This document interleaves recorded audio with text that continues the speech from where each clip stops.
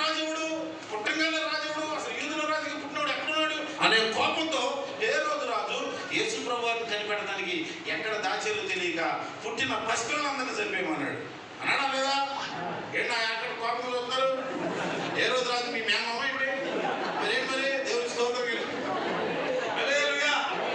పసిపిల్లలందరూ చంపేయడానికి order అయితే పిల్లలందరూ పీకలు కోసేస్తుంటే ఆ దేశమంతా రక్తం ఏర్లేదు.